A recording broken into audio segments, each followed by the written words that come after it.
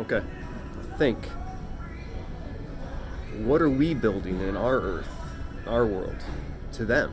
So if each one of those, we'll use this for example, if each one of these on a tree, these worlds on a tree, if each one of these hatch something, but in the interim, that's life for us, that's our souls. It's a continuation of a fern of our world. It means life just continues. It's a log that just continues through time and space.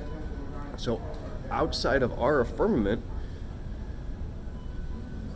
we were born on a tree.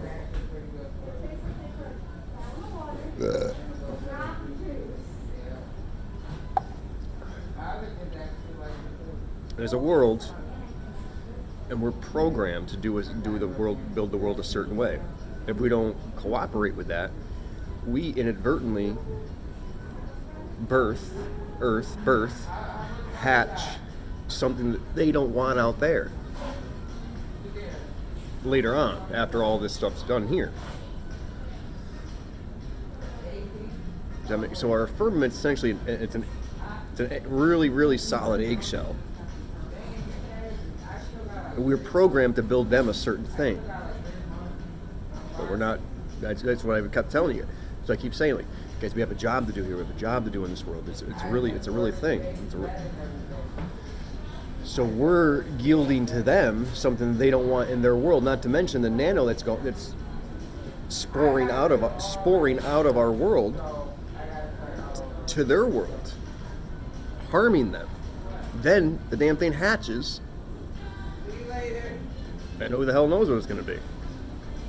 Because we're still in the kind of right about here, and we're kind of in the, here's infancy, here's development.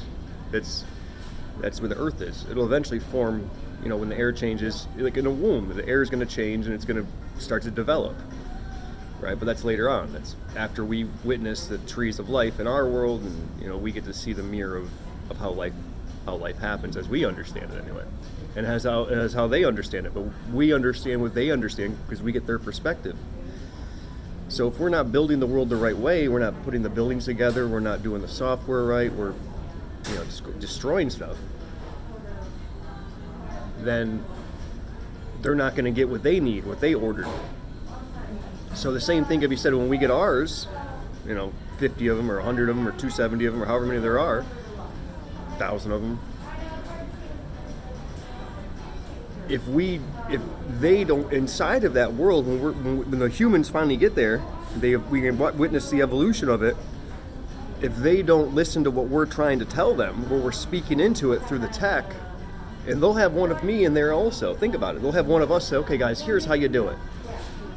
And if you don't listen to that guy, then it's built wrong, and it curses everybody, including them. So that's why God says you got a building code. That's why I say God's the building code of the world. Because he says you guys got to build it a certain way or else it's going to harm us. The same thing can be said for us later on when we get ours. We'll yell into them, guys, you got to build it a certain way or it's going to hurt us. And they've been yelling. You guys got to do this. You guys got to do this. And that's why the tech speaks through me and says, guys, you're doing this wrong. You got to.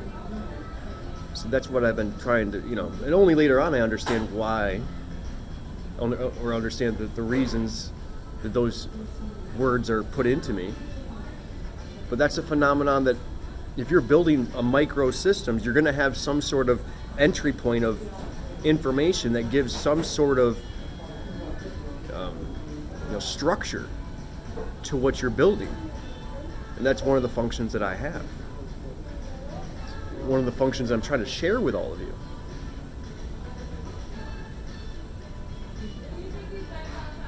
So just think about that. So what are we building?